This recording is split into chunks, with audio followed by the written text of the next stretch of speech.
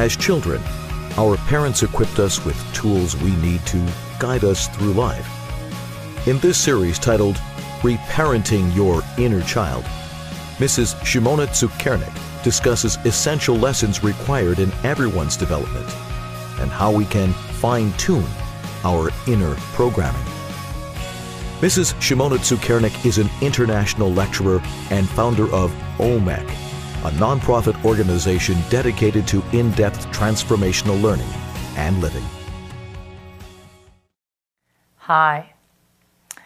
The course we're beginning is Reparenting Your Inner Child, or 12 Passages for Reparenting Your Inner Child. And the idea came to me actually when I had children and I began to be focused on educating them. And I did research, reading up about the talks that the Lubavitcher Rebbe had spoken to children. The Rebbe chose from the entire teachings and scriptures of the Jewish people, from all of the Bible and the prophets and commentaries and the Talmud and Hasidic philosophy, 12 passages, 12 verses that he felt were essential for the education of a child, how to raise a person in this world so that they will live the kind of life that they are meant to live most effectively and joyously, and give to the world, give to God what they're supposed to do. And as I began to read these, I thought to myself, you know, I have a child inside of me. And no matter what kind of education we have received as children, we all could do with re-education. And so I began to see how it could be applied to my life, looking in two directions. How did those verses apply to me, and how were they going to be useful in terms of teaching my children how to live the life that they need to live? Not that I'm mandating who they need to be as people, but as parents we want to guide and educate our children and give them the most truth that we possibly can so that they can go out and live most effectively and joyously. So what we're going to be looking at is those 12 verses, but I want to mention first this notion of our own inner child. What does it mean that I can reparent myself? You may be familiar with the concept of Hakel, a year of Jewish unity, which is a time it would happen after the sabbatical year that all the Jews in the Holy Land would gather together at the temple. And that wasn't just a festival for adults. Every male, every female, every child had to be present in the city of Jerusalem and come to the temple. And they had to hear the Torah, parts of the Torah being read by the king. Now, that year of Jewish unity is symbolic of a unity that happens all the time. It just became manifest at that point when the Jews were in the Holy Land. But also it's speaking because the Torah is always addressing things at the macrocosmic level and the microcosmic level, speaking about something inside of ourselves. We are taught that the world is called a large body and a human being is called a small world, olam katan. I am a small world, and just as in the universe and on this planet there are men and women and children, I have inside of myself a male, a female, and a child. So what are those aspects of my being, male, female, and child? We are taught the male component in each one of us is the go-getter, out there. Ish darko likvosh. A man's way is to conquer, that I want to make things happen. The female is concerned with inwardness and connection. Kol kvuda bat melech pnima, the glory of the king's daughter is her inwardness, or is within. And we see that women in general are more focused on connection than power play, whereas the male may be more focused on slaying dragons. A woman wants to connect. I don't mean that there aren't women who are not ambitious and go out there and make things happen, and that there aren't men who aren't focused on connecting, but those are primary modalities, and we all have that inside of us. Each one of us has an inner male and an inner female. And then each one of us has a child. And what is the consciousness of a child? You know, I've asked people, and someone will say it's playing, the child is playful, the child is sincere, the child is truthful, etc. What would you say is the consciousness? What captures the child modality? Well, the Lubavitcher Rebbe says the child is a makabel, one who receives, takes in to themselves what is available. And that's one of the reasons why we are so careful with education, to give over and expose children to things that are holy and happy and inspiring, as opposed to untruths or delusion or just emptiness. So each one of us has a male, a female, and a child. And God tells us in Tanakh that you are like a beloved child to me. The whole of the Jewish people are like a child to him. So we have to take these 12 verses and say, how does it apply to me? That's what we're going to be doing in this course.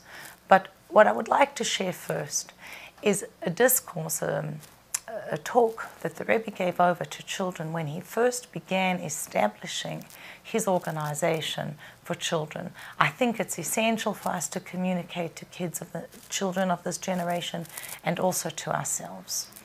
He spoke at that time, telling the children two opposite things.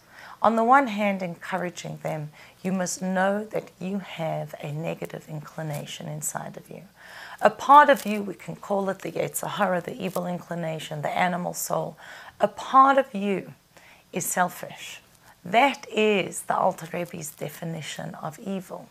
Evil is not some bad guy out there. It's the part in me that suffers from the delusion of independent existence. I'm delusional to think that I exist outside of my Creator. What I'd like to do before we go into the 12 verses and see their relevance and application for our lives is to explore briefly the first talk that the Rebbe spoke to the children upon establishing his organization for children. It's called Tzivos Hashem, the Army of God. And we'll go into the meaning of that name and how it applies to education in a little bit. But first, what was it that the Rebbe said to the children? He told them two opposite things. On the one hand, you have inside of you an animal soul, an evil inclination, a part of you that is selfish. That is the Alter Rebbe's definition of evil. That part of you that thinks that you exist outside of God. You suffer from the delusion of independent existence. So each person has that. I'm born with it. It's natural to be selfish. It's not holy to be selfish, but it's natural, and I have to work against that. And a person might think, well, how am I going to do that? Well, I have inside of me a spark of godliness. My soul is a part of the Creator, not part of creation. I don't have to buy into the rules of this world. God has created the world, and God has created me and breathed a part of himself into me. I can transcend the limitations of reality. So in this talk, the Rebbe says to the children, when Jacob traveled down to Egypt to go and meet his son Joseph, who was now the viceroy in Egypt, he traveled with his whole family, and who went? There were 70 souls. It counts who the people were, and the Torah tells us there were 70 people that went down. But when we look at the counting, at the list of the people that went down, there's something strange there. There really are only 66 people over there. So the sages comment and say, well, how do we account for the other four? And we are told Joseph was in Egypt, so he's one, and he had both of his sons. That's another two. So here we have 69. But where do we come to the number 70? And the Rebbe comments that one of the opinions is that the 70th child was Yocheved. She was a daughter of Jacob's son Levi, she gave birth later to Moses and to Miriam and to Aaron, the redeemers of the Jewish people from Egypt. And he points out, Yocheved was born, literally, between the borders, on the way leaving Israel prior to coming into Egypt, kind of in no man's land. She's an infant, hours old, and she is counted as one of 70. The message to the children is this: our father Jacob, one of the greatest people who ever lived, is one. And you, a Jewish child, are one. Just as Yocheved, a little girl, she was an infant. What could she do? She couldn't speak. She wasn't useful in any utilitarian sense. But the message is, you count. Just by virtue of being born, you matter so much to God. You are one of 70. If we can impart that to our children, I think that we can change the world. If we can get that message through to ourselves, I count. Not in a utilitarian sense that I have to stand upright and speak a certain way or do certain things. I don't have to perform. Just my being, the existence of the soul in this body, that is sacred, that is holy. And we carry with us absolute worth, absolute value. So this is the first message to the children in establishing the organization. And although it is called Tzivos Hashem, the army of God, the Rebbe makes it very clear that this army is similar to a physical army in certain respects and very different in other respects.